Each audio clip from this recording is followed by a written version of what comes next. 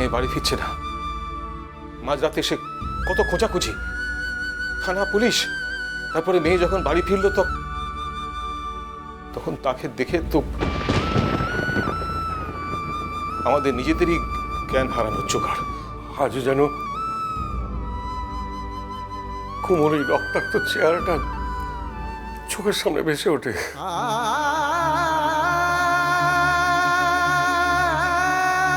মনে হয় এই দৃশ্য দেখার আগে কেন মরে গেলাম না।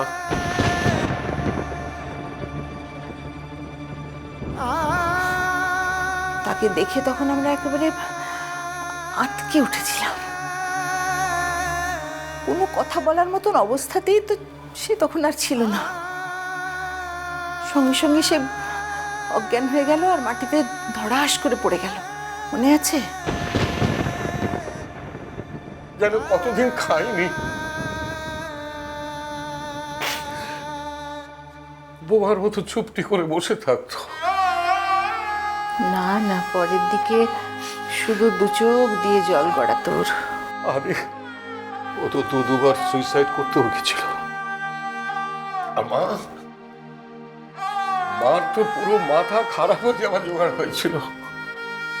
সেদিন বৌদি তুমি না থাকলে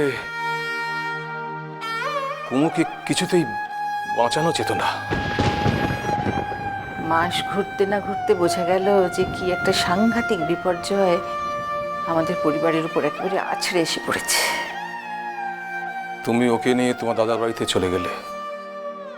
9টা মাস তুমি ওকে নিয়ে দাদার বাড়িতে ছিলে। তারপর তোমার দাদার সাহায্যে কুমু মুক্তি পেল। তিনি ওর ছেলেকে একটা হোমে রাখার ব্যবস্থা করলেন। কুমু একটিবার ওর বাচ্চাটাকে দেখতে চেয়েছিল।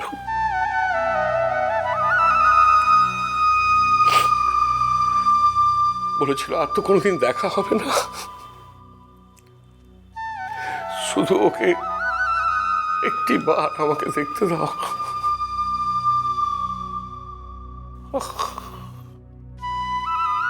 কিন্তু দেখতে দেওয়া হয়নি। আমি আজ ভাবি যে সেই দিনে সেই কাজটা আমি ঠিক করেছিলাম নাকি ভুল করেছিলাম। হাজার হলেও সে তো মা। একজন মায়ের কোল থেকে তার বাচ্চাকে কেড়ে নিলাম মানে তার কারণ ছিল, কারণ সে তো কুমারী মা। কিন্তু তবু একজন মাকে তার বাচ্চার মুখটা একবারের জন্য কি দেখতে দেওয়া উচিত ছিল না, বলো তো? না বৌদি, উচিত ছিল না। সেদিন আমরা যা করেছি ঠিক করেছি। কোনো পিছুটান রাখা উচিত ছিল না। তাহলে কুমু ওর নতুন জীবনেও শান্তি পেত না। মাসখানেকের মধ্যে একজন খুব ভালো পাত্রের সঙ্গে কুমুর বিয়ে হয়ে গেল।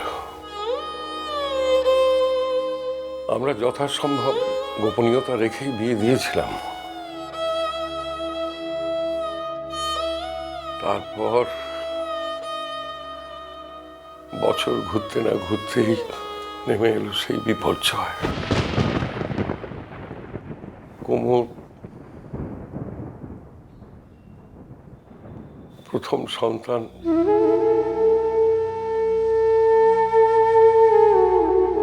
বিবাহের পরে জন্মাবার সময় ডাক্তার বলে দিল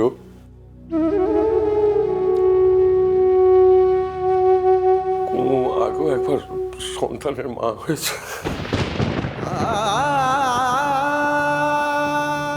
তবু ভালো যে ঠাকুর জামাই কিন্তু ওকে ফেলে দেয়নি। তা সত্ত্বেও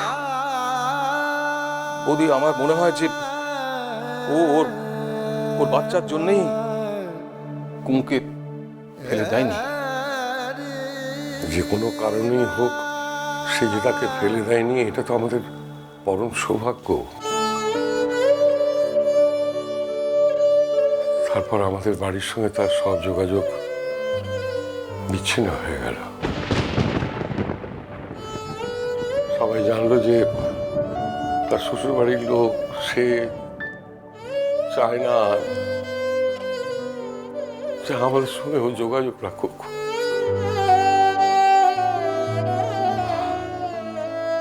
ওরা অনেক অনেক দূরে চলে গেল।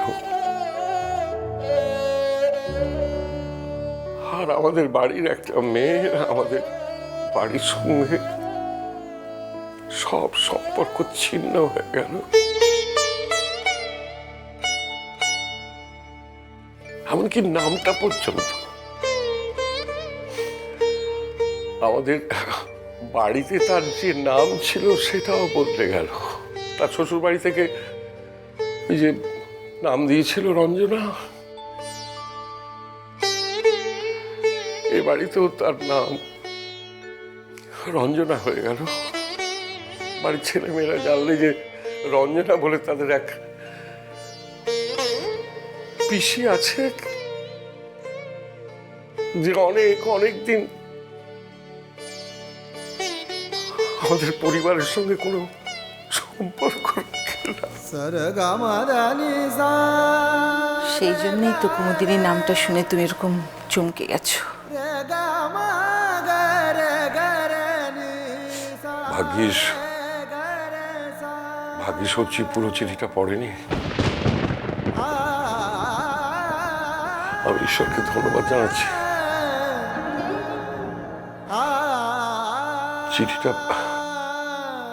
চিঠিটা কুমুদিনী বোধ হয় বছর 10 আগে পাঠিয়েছিল। এই চিঠিটাতেই তো সে লিখেছিল না যে মাত্র কটা দিনের জন্য কলকাতায় এসেছি দাদা, বড্ড তোমাদের দেখতে ইচ্ছে করছে। শুধু তো তা নয়, যে হোমে ওর বাচ্চাটা ছিল সেই হোমের অ্যাড্রেসটাও চেয়েছিল। তার মানে এত বছর পরেও ভুলতে পারিস। আমি তো সে চিঠি কোনো উত্তর দিইনি। আমাদের একমাত্র আদরের বোন কি ভালোটাই না বাঁচত আমাকে। বড়দাদা বলতে একেবারে অজ্ঞান ছিল।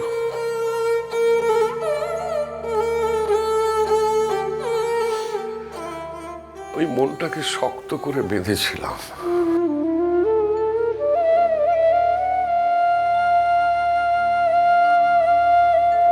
আমি ওর চিঠি কোনো উত্তর দিইনি। ওকে একবারটি আসতেও বলিনি, কারণ কারণ আমি ওর স্বামীকে কথা দিয়েছিলাম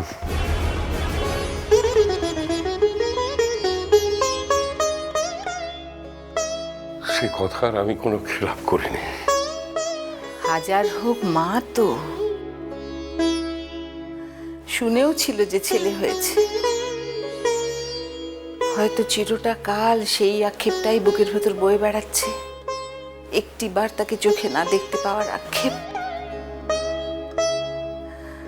এই একই পৃথিবীতে মা আর ছেলে দুজনেই রয়েছে, অথচ কেউ কাউকে চেনে না, পাশাপাশি থাকলেও চিনতে পারবে না। খুবই ট্র্যাজিক ব্যাপার বলি, কিন্তু বাচ্চাটার কথাও তো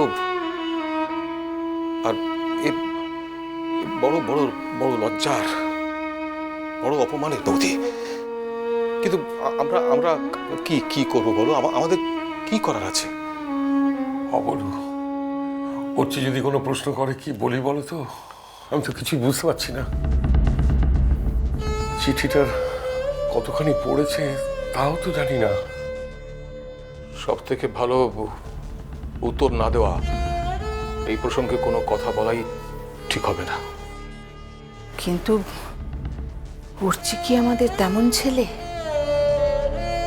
কোনো প্রশ্ন যদি একবার ওর মাথায় ঢোকে, তার উত্তর না পাওয়া পর্যন্ত ও কি কাউকে ছেড়ে দেবে?